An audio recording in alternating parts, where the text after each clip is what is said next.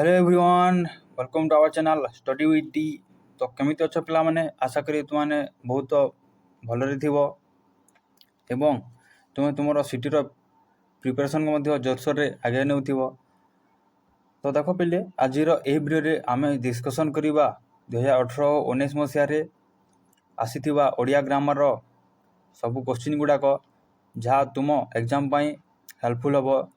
तेणु मुझे आशा करी तुमने यह वीडियो को प्रथम रु शेष पर्यटन देख एवं जो मैंने चैनल टी प्रथम कर चैनल टी सब्सक्राइब करी पाखरे थोड़ा बेल आइकन घंटी को दबाई दियो, जहाँद्वारा कि जितने सिटी रिलेटेड जेकोसी वीडियो अपलोड करी तुम पाखक पहुँची पार और तुम्हें तुमर सिटीर प्रिपरेशन को बहुत जोरसोर रे आगे नहीं पार। तो देखा पिले, चलो यही वीडियो रे कौन कौन क्वेश्चन गुड़ाक आसीथिला ताहा डिस्कशन करिवा। तो देख 31 रे अच्छी झील देवा क्यों प्रकार रूढ़ी, ये कौन पचारि 31 नंबर रे झील देवा क्यों प्रकार रूढ़ी। ऑप्शन देछि देख, उपमा युक्त, क्रिया युक्त, साधारण एवं क्रियाहीन। तो यार सठिक आंसर केउठी हेबो, यार सठिक आंसर हेबो ऑप्शन नंबर बी पिले क्रिया युक्त। झील देवा क्यों प्रकार पचारि, झील देवा होछि क्रिया युक्त रूढ़ी। ठीक अच्छे, देखा नेक्स्ट। निरस्वर शब्दर विपरीत शब्द लेख, ये पचारि निरस्वर शब्दर विपरीत शब्द। ऑप्शन देछि ईश्वर, ईश्वरहीन, सत्ताहीन, अनिश्वर। तो यार सठिक आंसर केउठी हेबो, यार सठिक आंसर हेबो ऑप्शन नंबर ए ईश्वर। निरस्वर विपरीत शब्द हेउछि ईश्वर। ठीक अच्छे, देखा नेक्स्ट। तो देख आबुआ आछाटी कहवा, ये कौन पचारि आबुआ आछाटी कहवा रूढ़ीर अर्थ कौन। ऑप्शन देछि काल्पनिक कहवा, एकमात्र सहाय, सबु शेष हेबा एवं कलंक लागिबा।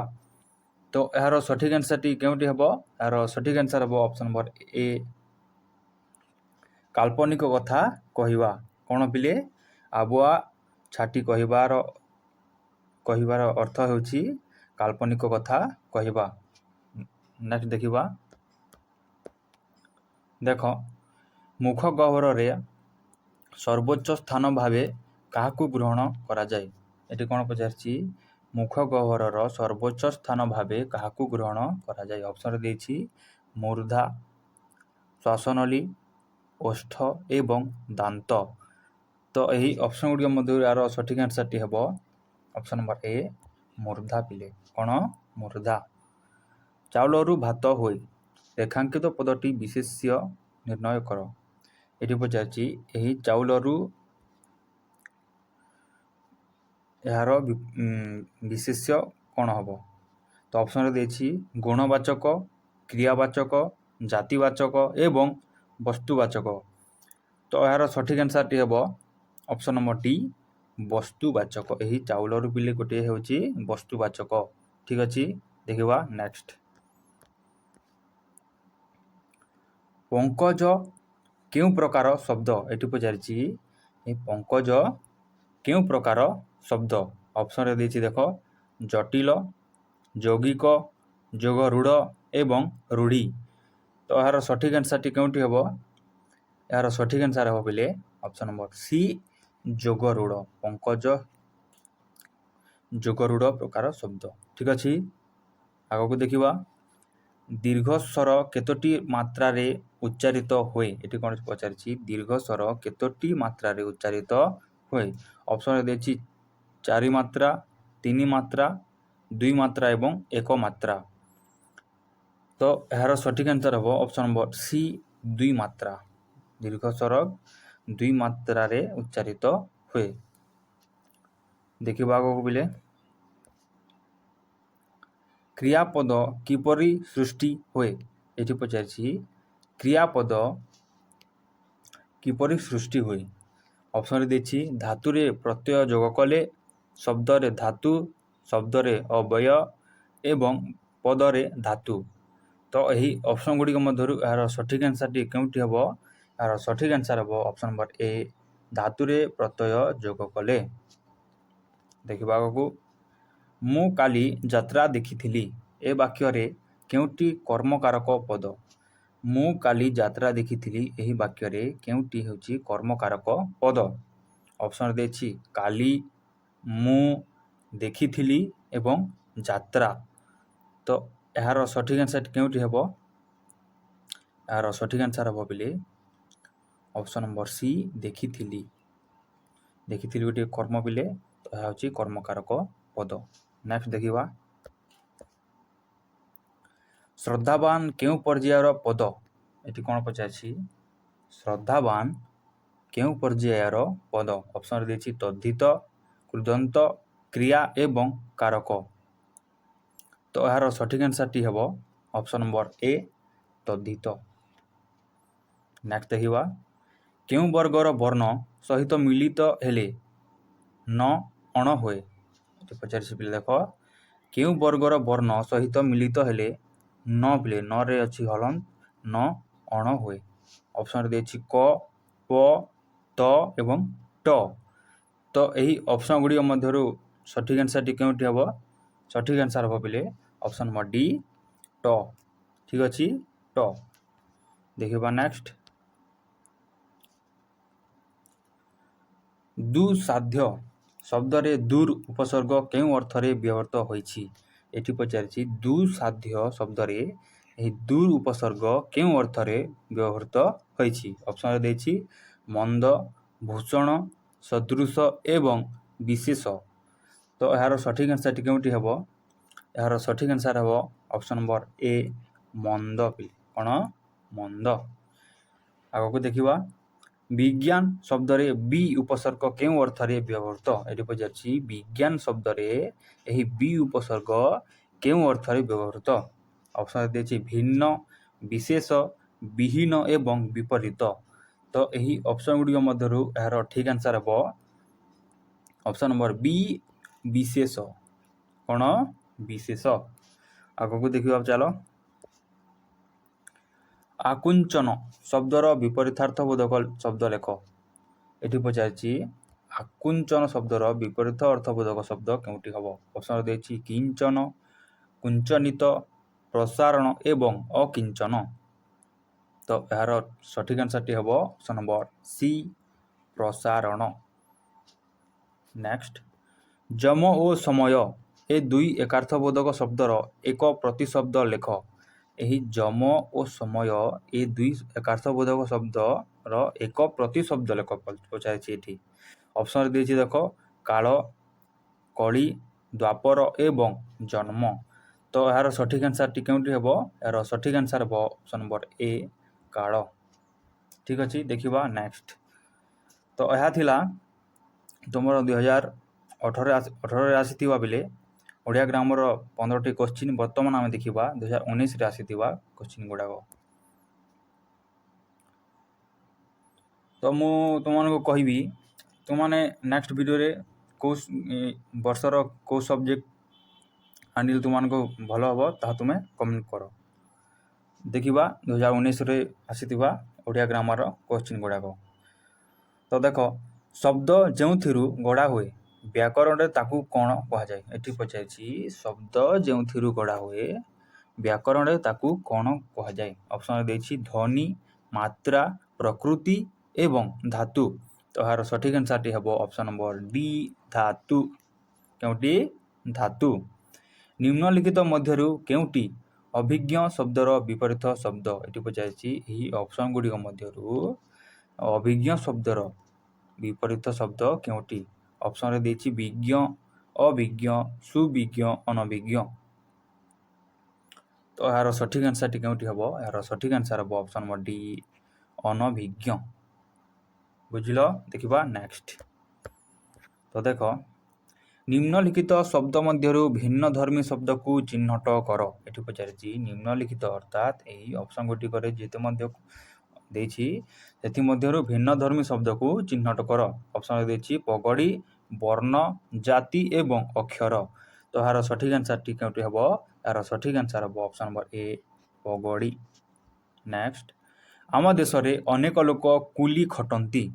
ରେଖାଙ୍କିତ ଶବ୍ଦଟି କେଉଁ ପ୍ରକାର ଶବ୍ଦ? ଏଠି କେଉଁଟି ରେଖାଙ୍କିତ ପଦ ଅଛି ପିଲେ?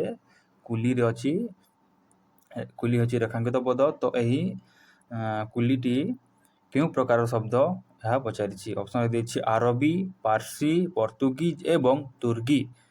ତ ଏହାର ସଠିକ୍ ଆନ୍ସର୍ଟି ହେବ ଅପସନ୍ ନମ୍ବର ଡି ତୁର୍କୀ। ଏହି କୁଲି ହେଉଛି ତୁର୍କୀ ଶବ୍ଦ। ଠିକ୍ ଅଛି, ଦେଖିବା ନେକ୍ସଟ।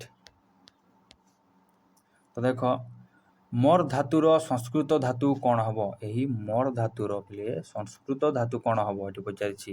ଅପସନ୍ ଦେଇଛି ମୃ, ମ୍ର, ମର ଏବଂ ମୃତ୍। ତ ଏହାର ସଠିକ୍ ଆନ୍ସର୍ଟି କେଉଁଠି ହେବ? ଏହାର ସଠିକ୍ ଆନ୍ସର୍ ହେବ ଅପସନ୍ ନମ୍ବର ଏ ମୃ ପିଲେ। କେଉଁଠି? ମୃ। ମର ଧାତୁର ସଂସ୍କୃତ ଧାତୁ ହେଉଛି ମୃ। ନେକ୍ସଟ, ସୃ ଯୋଗ ଅନ ଇକ୍ୱାଲ୍ ଟୁ କ୍ୱେଶ୍ଚିନ୍ ମାର୍କ ଦେଇଛି ପିଲେ।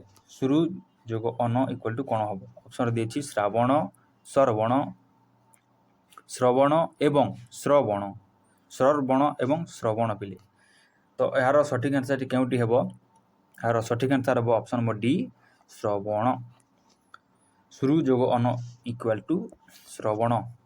ନେକ୍ସଟ, ନିମ୍ନଲିଖିତ ମଧ୍ୟରୁ କେଉଁଟି ବଜ୍ର ଶବ୍ଦର ପର୍ଯ୍ୟାୟବାଚୀ ଶବ୍ଦ? ଏଠି ପଚାରିଛି ଏହି ବଜ୍ର ଶବ୍ଦର ପିଲେ ପର୍ଯ୍ୟାୟବାଚୀ ଶବ୍ଦ କେଉଁଟି? ଅପସନ୍ ଦେଇଛି ରୁଚିର, ଅଟବୀ, ସ୍ଥିର, କୁଲିଶ।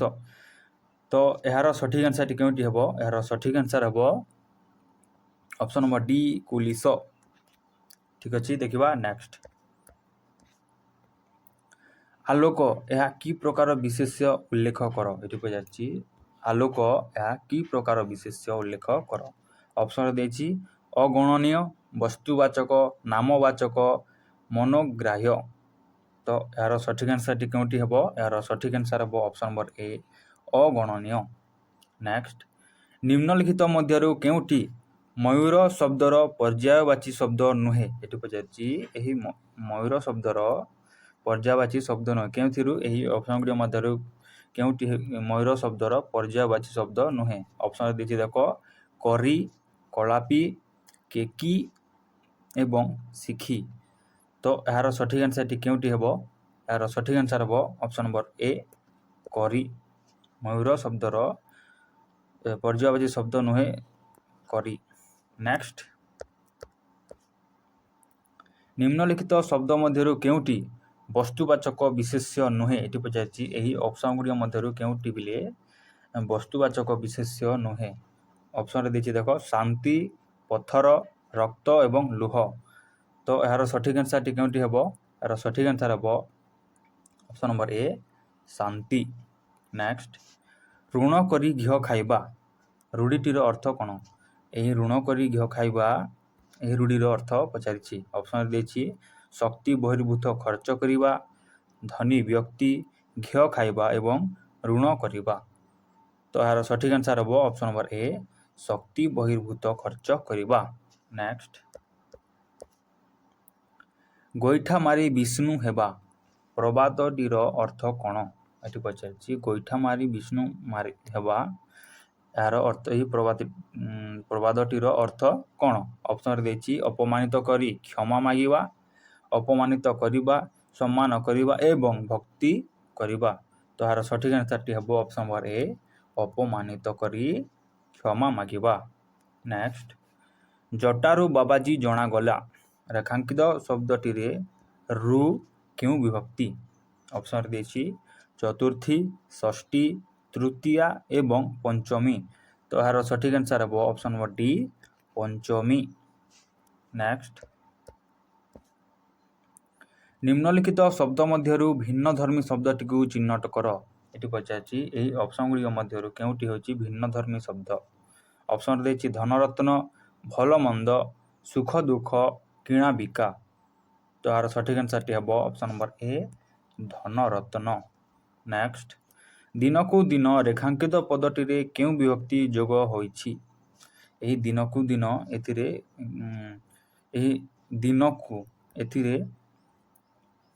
କେଉଁ ବିଭକ୍ତି ଯୋଗ ହୋଇଛି? ଅପସନ୍ ଦେଇଛି ଦ୍ୱିତୀୟା, ପଞ୍ଚମୀ, ଚତୁର୍ଥୀ ଏବଂ ତୃତୀୟା। ତ ଏହାର ସଠିକ୍ ଆନ୍ସର୍ଟି କେଉଁଠି ହେବ? ଏହାର ସଠିକ୍ ଆନ୍ସର୍ ହେବ ଅପସନ୍ ନମ୍ବର ଏ ଦ୍ୱିତୀୟା। ତ ତ ଦେଖ ପିଲେ ଆମେ ଆଜି ଡିସ୍କସନ୍ କଲୁ ଯେ 18 ଏବଂ 19 ମସିହାରେ ପଡ଼ିଥିବା ଆମର ଓଡ଼ିଆ ଗ୍ରାମାର କୋଶ୍ଚିନ୍ ଗୁଡ଼ାକ।